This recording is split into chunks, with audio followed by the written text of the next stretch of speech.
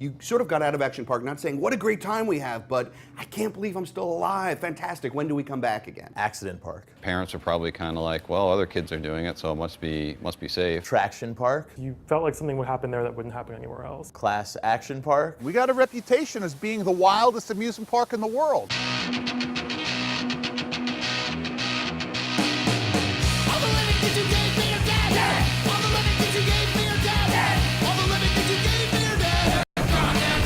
When you go to Disney World, you assume that if you're on Space Mountain and it breaks down, somebody's going to turn the lights on and climb a ladder and get you out of there. But Action Park, within seconds of entering, you knew there was no one who was going to do that. There was no one who cared. It was sort of like just do your own thing, and the staff would show up if someone got hurt maybe, but there weren't a lot of restrictions that I remember. There were 6 kids in my family, and we all worked up here during the summers. And frankly, we ran the place. Young guys, young girls running the place, and we had more fun than you can imagine. You could just run around a park and know that nobody was going to care what you were doing.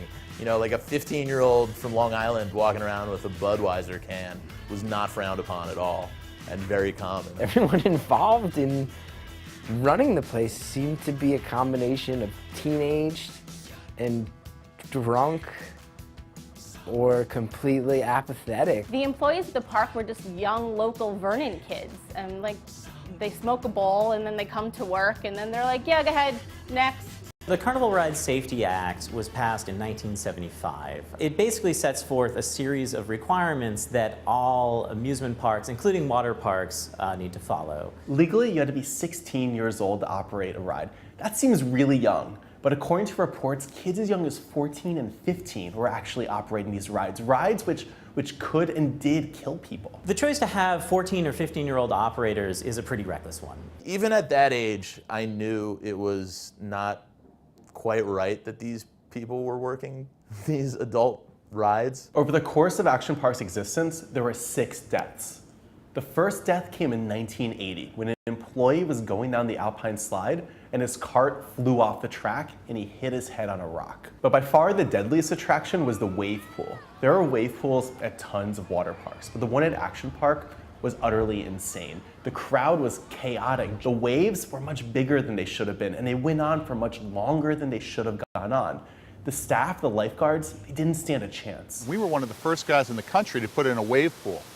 And the day that we opened the wave pool, we must have pulled 100 people out of the wave pool with our lifeguards. It was crazy.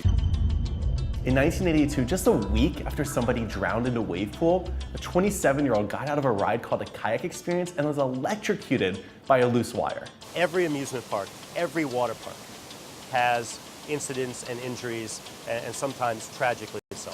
It's just part of the industry. As an operator, you hope that doesn't happen. You do everything to plan to try to prevent that. Part of this story is a story about inspection and oversight, and you would hope that inspections would happen frequently enough that they could see that there'd be problems with the equipment or problems with operation.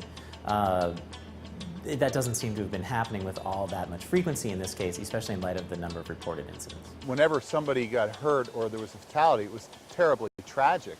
The drownings were difficult. We had a few. By the mid-1980s, Action Park had become notorious for its injuries, its deaths, its lawsuits. And so both the government and the media, they began to take notice. I've heard the same things, that there was no insurance. The owner was able to have an insurance company that was, I guess, not typical of your current amusement park insurance companies. I think he just wanted to be able to have more control over, whether someone would get a settlement for, a minor injury.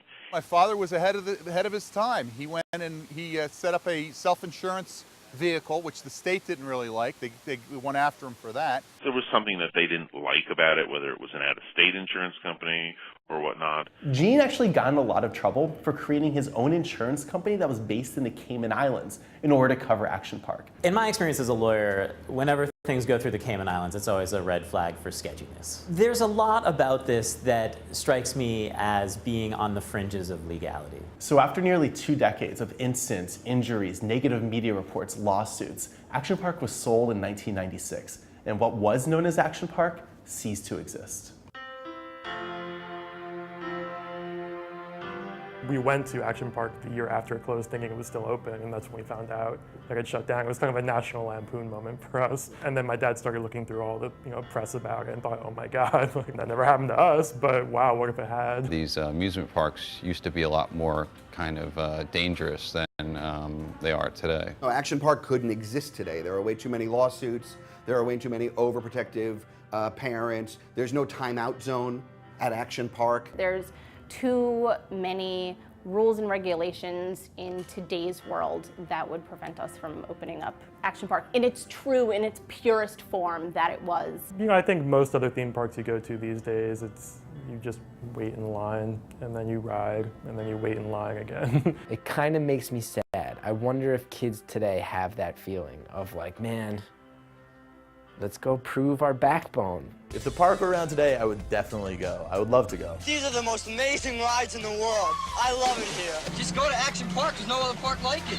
I would absolutely go to Action Park if it were open today. When it's hot out, this is a great place to spend the day with your family. There's generations of kids that grew up, that worked here, that had a blast, and that came to the place and had a great time, and I'm really proud of what my father did. Someone doesn't come to me and say, oh, my brother got hurt, you guys were irresponsible.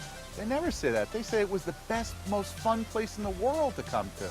They have good memories. Action Park was this thing that you could go through and maybe you got hurt, but oh my God, did you have a good time doing it. It's actually kind of hard to exaggerate how nuts it was.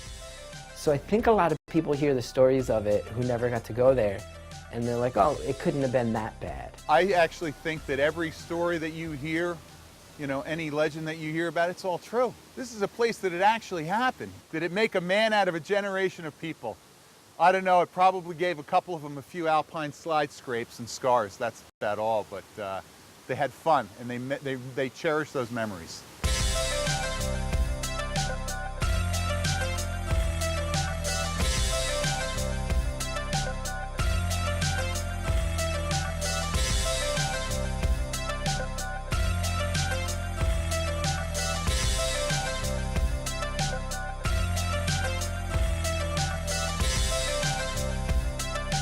We're back, we're in control, and we are going to make this place real fun again. We're going to make sure it's safe, but we are going to make it so much fun. The action never stops at Action